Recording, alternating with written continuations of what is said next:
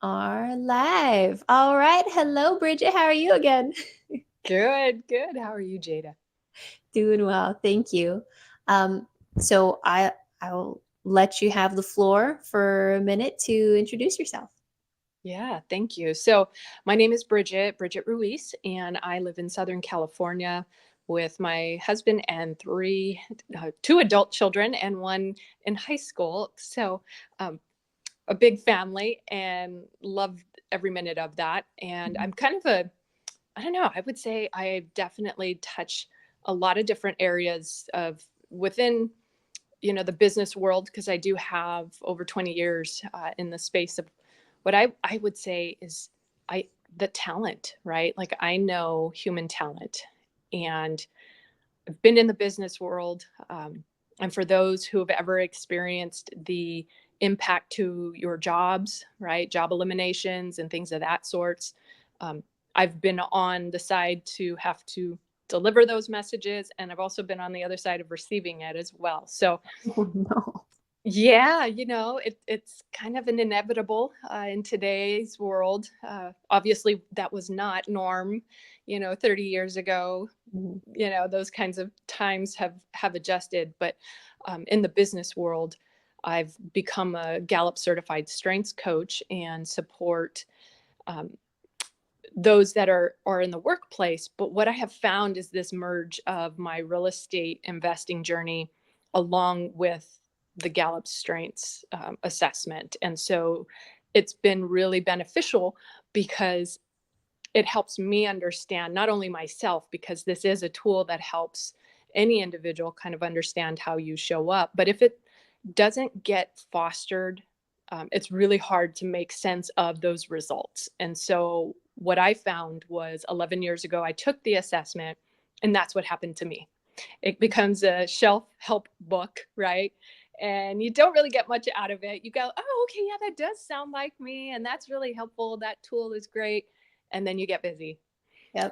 And then it doesn't really become anything, right? So that's, I think, what drove me to continue down this path of self discovery is to help other people understand how they show up as an individual. And then as we progress and work together on teams, and in the real estate environment, that might look like a JV, right? A Yeah. joint venture. And so as you joint venture together, um, and we'll talk a bit about the joint venture experience that I've had, but the understanding of who you are, how you show up, can serve everybody else as well, right? And so long as there's a lot of open communication, we're able to understand each other and then give us a language to be able to talk to each other, and just express how we may be showing up or how things, how we interpret the world. So the having the language is a very, very helpful experience versus like, I kind of know this about myself, and most of us do, right? Most of us will see these things in ourselves and go, oh yes, yes, okay, I recognize that. But sometimes it may take time, right? It can take some time to understand yourself. So that's a bit of my background, but I am kind of a Swiss Army knife, I would like to say, because I'm universal. So, whether it's some real estate experience and knowledge, or it's the, business background that I bring, I've touched a lot of different things. So um, I think it's beneficial as I, get further along in my journey in real estate.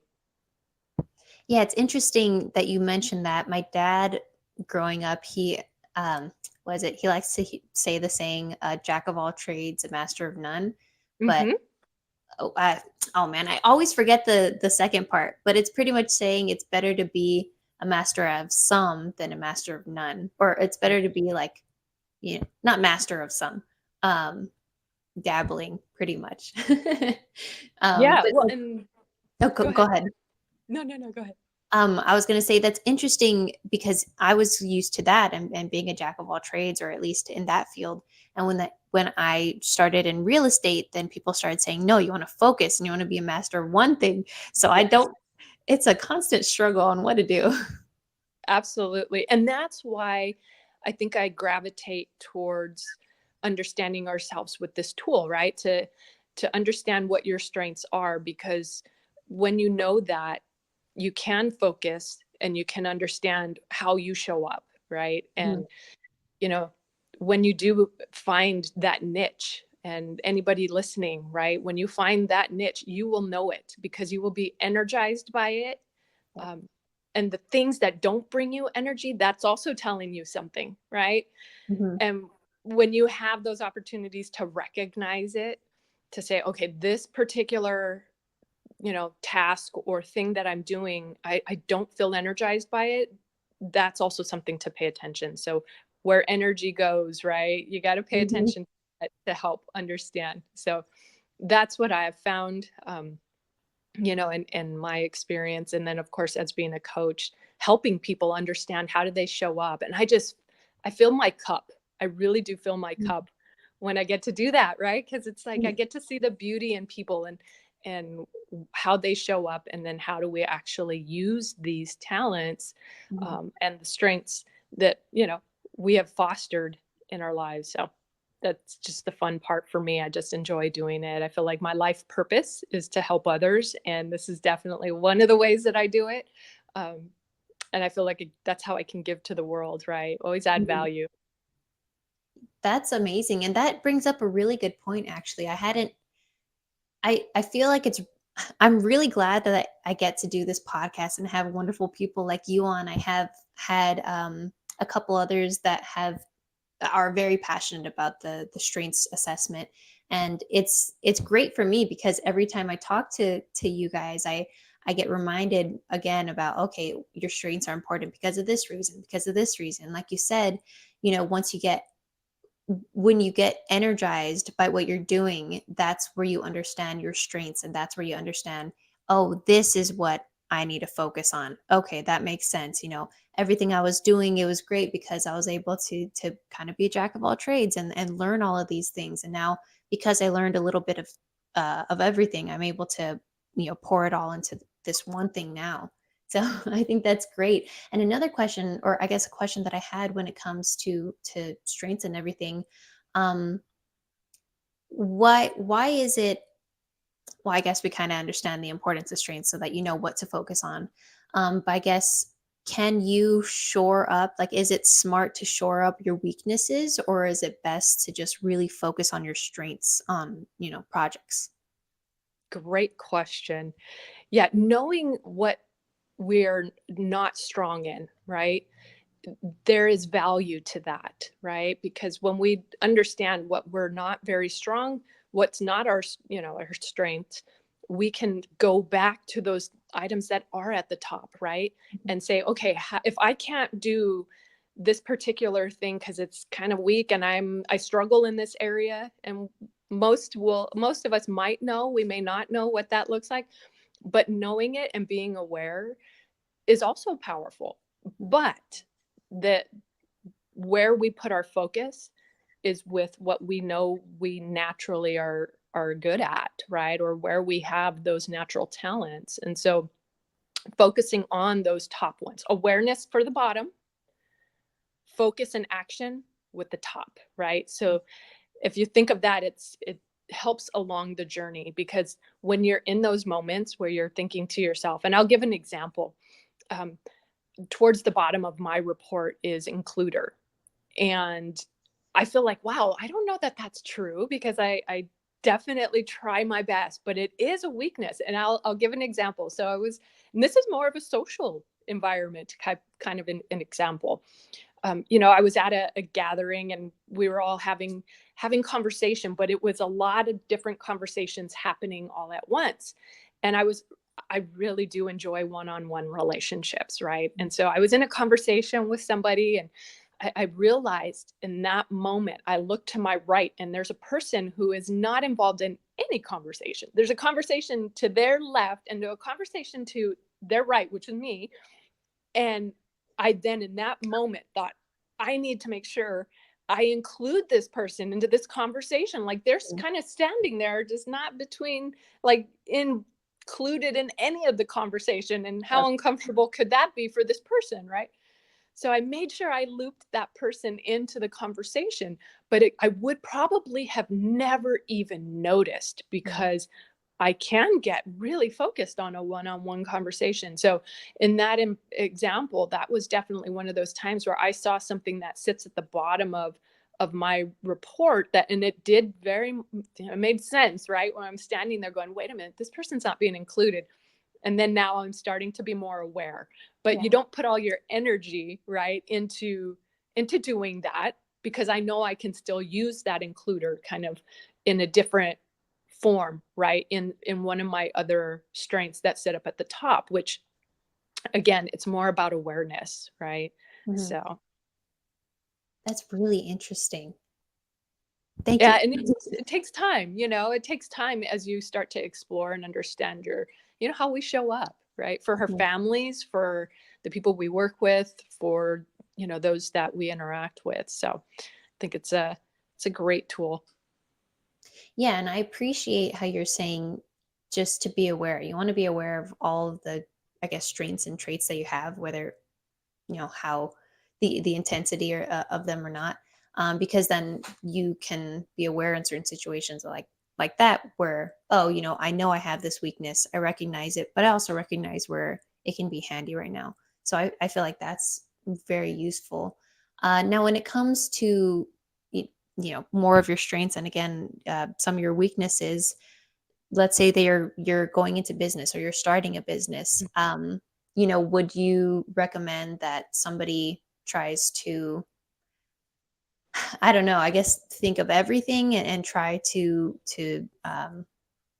I guess the it's a similar question where it's like shore up their weaknesses, or is that where the power of collaboration and Yeah. bringing other partners can help? Yeah, and you're spot on about bringing others along with you on that journey of starting a business. A little history too of my background is that, before I it was really funny, the worlds of real estate investing and strengths kind of merging, was that I had started a business as a strengths coach. And Mm. so I had already started that business, and then I was in the process of learning real estate, and seeing these two worlds kind of Wow. collide has been really interesting. Because yes, when you realize and recognize that, okay, I don't have it all, right? I don't have all the skills to do from A to Z, right? For, let's say, a transaction for real estate. Um, and I can't be an expert, right? You speed up your ability to succeed by bringing others along with you in that journey. And when you do, that might be their superpower, right? That you don't have. So being able to understand each other, and actually looking for those who are not very similar to you, right? Our differences get us further along. And Gallup actually has, there's kind of these 5 areas that we really focus on when it comes to these strengths. One is understanding that they're neutral, right? So it doesn't mean that there's one that's better than the other. Um, it's just understanding that level of intensity for you as an individual, right? Yeah. Um, and and you're an individual, just like a snowflake, right? So knowing that about our strengths, understanding that our differences are by far so much more important. Because if you had a bunch of Jadas, right, they would all not be able to come up with other ideas, or put yourself in that spot, right? If you had a bunch of you, clone yourself a bunch of times, are you going to get the right and best solutions? Right, we're going to need to use other people that have other views, or experience life experiences and things of that sorts, to be able to help. So leveraging others is huge, especially when we're looking at some really, to save time. Definitely helps to be able to, expedite, right, versus taking the long slow route. Got to bring others with us. Yeah, absolutely. What's for me, a light bulb just kind of went off in my mind, and it's one of those things where I just need to be reminded, and what you had mentioned, where if I were to make a clone of myself and have a team of me, or if you had a team of yous, you wouldn't go as far, because it's the same person, you all have the same strengths. So just because there's more of me doesn't mean that one of me is going to be better at underwriting or at marketing or at different Mhm. things, because Mhm. that's just not, it's not my strength. I can do it, but I wouldn't do it as good as somebody else that actually has those strengths in those different fields.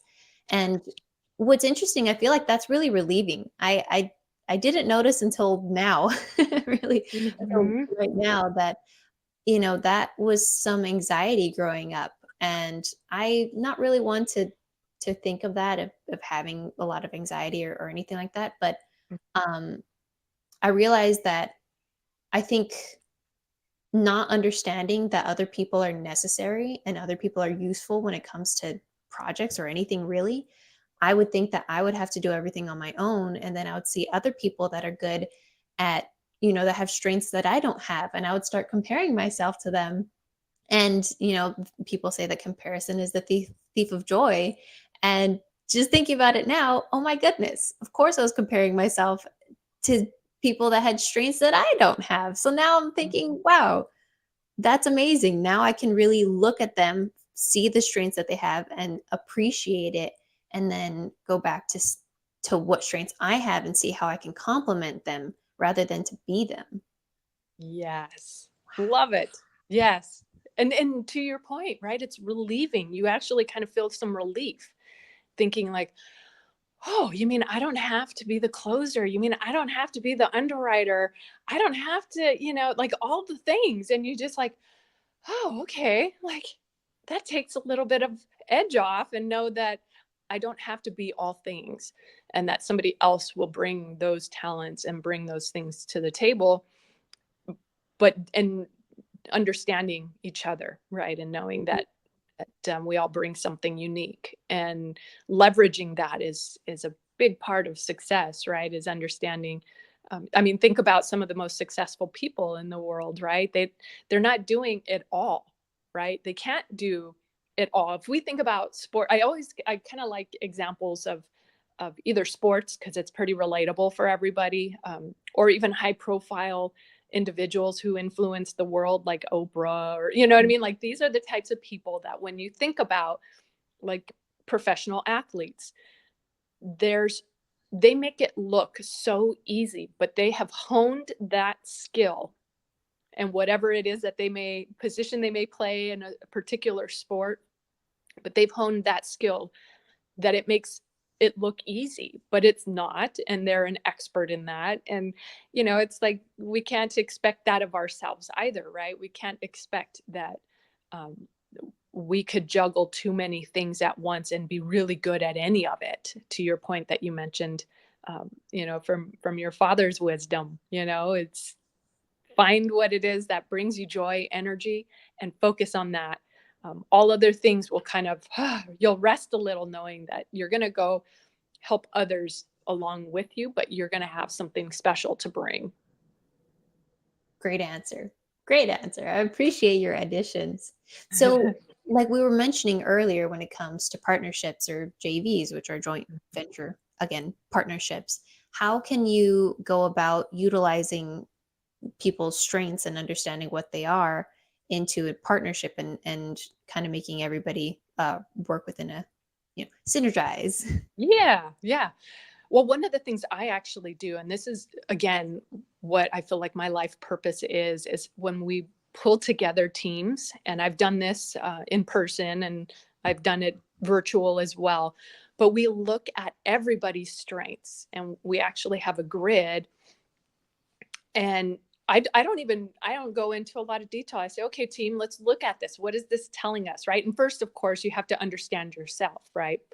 Um, in order to understand how you show up. So as long as you have that kind of foundation, and then everybody else gets together in the same room or on a Zoom or what have you, some digital platform, then you're able to really explore it together and then start to see each other and how you show up. And once that happens, once you get together, that is magic, because you then start to go, oh, okay. And then at that point, when you talk to one another, you can say, okay, Now you're seeing my, fill in the blank, whatever that talent might be, or that particular strength. You're kind of seeing some of this right now. Like, for example, high input, right? We like to get a lot of information, and we may end up giving a lot of information, but our audience may not want all that information. So in an email, for example, in a form of communication where you're writing, you may want to just say at the top of your message, like, oh, well, here's the short answer. If you want more detail, keep going, right? Like, I can give you short answer response, but by the way, there's more. And that fills the bucket and the cup for that person with high input, because they still get to give more of that detail, but give the audience that opportunity to read it if they choose, or just stop with what basic information they need up at the top. And, and that helps everybody that you work with understand, like, okay, if I want more detail, I know where to get it. Mhm. Right. So, but knowing each other is super important as part of teams, and being able to, whether you're in a joint venture, whether it's in a family dynamic as well, right? You kind of get to know each other and know, okay, I know this is how they show up, right? I love them for everything, the good, the not so good, the indifferent, but this is how they show up. And I've had all my children do the assessment. The assessment actually can be done for those between the ages of 10 and 13, or Oh. 10 and 14. I'm sorry, 10 and 14. And then, of course, anybody over that age, you can take like the adult version. But yeah, it's really a helpful tool, even for a high school student who's trying to understand themselves. Yeah, I've noticed, because I know so many people in sub two there, and there's so many couples in sub two, so many married couples. I Mm-hmm. love how when you had joined and it was just kind of the sea of Clifton strengths and everybody was doing it, and it was great. I think everybody should do it. Um, Now I'm not necessarily one of those couples. I don't have a partner, but I would see how other people that were in romantic partnership or relationships, I guess, they would start to describe how they work with each other, understanding each other's strengths, kind of like understanding each other's love languages. Mm-hmm. Um, Now, would you be able to give some more detail on that when it comes to romantic partnerships, how you can work with each other? Yeah, I would definitely recommend those conversations start separate, right? Like, you talk with one and then you talk to the other, um, so that they have some understanding of how they show up, right? And then being able to um, have those reports kind of together, so that you can help both individuals understand, right? How are they showing up in how do we complement each other, right? Because a lot of times, they say opposites attract, right? And that's probably for a really good reason, because again, thinking about those things that you're really strong at, and maybe somebody else is strong in another area. And I'll tell you, my husband, like, for example, I have held definitely have a wonderful relationship with him, and understanding these things are huge. It's like, okay, I know he's going to really help me in areas that, I'm not very strong in, and vice versa. Like, I'm the one who's the arranger. I keep our family together when it's like, okay, we're going to go on a vacation. Well, guess who's making all the flight arrangements? Who's making like the travel, itinerary? When the children were really young, I literally had visuals and like pictures of the day. Like, here's what we're going to do. And like, the arranger in me loves that, right? I just love being able to get all of it together, and I'm flexible and I can pivot when I need to. And I Mhm. kind of like the image of, for an arranger, for example, Gallup will use the symphony kind of orchestrator type of imagery, right? In real estate, I always like to say the arranger is like a project manager, right? The Yeah. project manager who's kind of got all the little pieces together and keeps everything moving. And then when something gets a roadblock, you're like, oh, pivot, okay, got to move, and you move to another direction, right? So the arranger in me, I definitely see, show up in my personal life, and like even with my husband, right? Like, he can do this kind of stuff, but I know he doesn't love it. And for me, I'm like, this is great. Let's do this. So, I love that, but he may not. So it's a very helpful tool even for married couples, because then they can understand how they show up. It might, help a bit with the communication, definitely, because then you understand that person a bit more. Okay. Yeah, that definitely makes sense. Um, I was wondering, uh, okay, more than anything, my question also gears towards um, individuals that know that their partner complements one another, but so like let's say for example how you're the arranger. Did it take you a while to understand, okay, this is my role and I know that he's not really going to be useful, so I shouldn't rely on him in a positive way, not like, I can't depend on him for anything, but because I can see how some couples, maybe they might think, okay, yeah, I know that they're not strong in this, but I need help when it Yep. comes to these certain things. What do you Yep. do then? Yeah. Great question. Because you do experience that, right? You can experience that in the workplace, right? Say the manager who tells you, hey, you're the really good arranger, and let's have you arrange every single meeting we're going to have. And you're just like, I'm exhausted of this, right? Like, I need some help. In the home front, it might be the same thing. Like, I'm constantly doing this. Can somebody else help me? Right. And so again, using communication and sharing that is really important, right? To voice that, yes, I know this is something I typically do, right? Like, this is something I'm kind of in the household or in the family, doing on a normal basis. But can you pick this up this time, or can you help me? Maybe what that looks like is a portion of that gets delegated to somebody else, right? Just a small piece of it. So it kind of gives you a little bit of a breath as the person who may be asked to do something repetitively, right? Or do it consistently all the time without ever getting that break. So I'll give an example, even in my own household, right? We were talking about travel arrangements, and my eldest child, she wants to travel, right? Wants to go and do and see. And I said, okay, well, let's have you do, the flights, right? And look at all of the flight options that we have, right? Do we want to make a pit stop, right? Where are we making that pit stop? Because we know we're going to have a layover, right? Hmm. And so I delegated a bit of that whole trip and said, okay, you help me with the flights, right? And so she took on that, because it takes time, and sometimes you have to delegate. So she's taken on that piece of it, and we're kind of divvying up some of the arranging.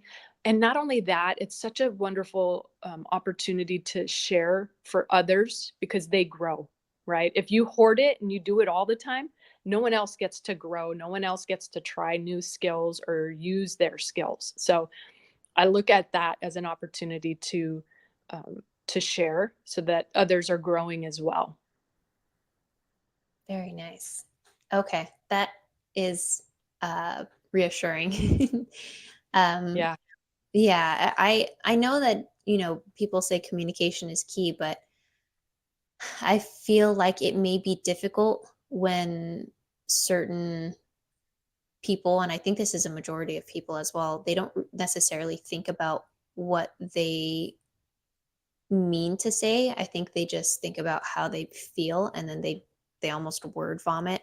And if the other person isn't ready for it, or if the other person isn't in the right mindset, then they'll start to take it and become defensive, and then it'll just yeah, I think that's great if people not only understand their strengths and understand where each other complement each other, um, and really keep that in mind at all times when they Mhm. communicate. I think as long as they're trying not to put too much of an emphasis on feelings, or on uh I don't know, I guess being accusatory. I think it Yes, will be. positive intent. Yeah. Yes. Yeah, you're on to something, because that is also one of those top fives that I told you, right? That I was sharing, Mm. that, okay, they're neutral. Um, we always lead with positive intent, right? Because inside our minds, we might be thinking, are they getting defensive? And then you're like, well, I don't know, and you start to, as a human, right, leading with positive intent, thinking that, hey, we gotta lead with that and give somebody the opportunity to communicate or share either how they're feeling or what their experience is in the interactions. Mm, I love that. Oh my gosh, that's great. My number one is positivity. So that is Love like it. Yes. immediate. Oh, Oh, I love it. Yep. if you don't mind, I would love to hear what your top five are and how, I guess, once you kind of understood what your top five were, how did you understand how to integrate them or really enhance them in whatever you do? Yeah, great question. So, as I shared, I took this assessment 11 years ago. Um, and so I had that set of results and recently opened up the full report, right? I had only my top five at the time. And then I took it again about 3 years ago. And it's very interesting because you actually get to see, um, and it makes sense to me where I was in life, what was happening in my life at that time to where I was, 3 years ago. And so my top five, which I really resonate, and they do say that very first assessment is just that's who you are, right? Especially if you're an adult. So if you took us when you were, very young, you're still developing and kind of growing into yourself. But for the most part, this is who you are. So my strengths is my first one is achiever, which is actually one of the most common strengths to have in your top five. My second is an arranger, which definitely that's the one we've been talking a lot about. I resonate with that one. And that one also stayed in the top five for both times I took the assessment. It's the Ah, only one that stayed at the top five. Interesting, right? So I think right. that's why I gravitate to it so much. Third is self assurance, which is that kind of Mhm. confidence, right, in myself. Um, and then fourth is relator. And so that one-on-one relationship, like I was talking about, we really build on trust. And I don't like just dive into things. I typically will need to establish a relationship, a trusted relationship. Mhm. Um, and then number five is responsibility. And so responsibility is that psychological ownership. And when I say I'm going to do something, I do it.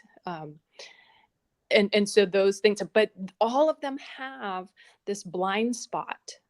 And so understanding what that blind spot is super powerful because we may actually overuse one of these strengths. And like responsibility, as an example, can show up in the form of, hey, I'm just going to get it done, right? Like, I know what needs to happen. I'm just going to do it. However, that can also backfire if you're never giving others those opportunities, just like we spoke about a moment ago. If you don't allow others to have the responsibility to, take part or be included, it can actually be detrimental because it whether the person tells you or they don't tell you, it may not be advantageous because you're Mhm. just not allowing them to participate because you just kind of overtake. So all of the strengths have a blind spot, and being aware of that and how it might show up, and it may take some time for us to even recognize, which is why coaching is so important, because Mhm.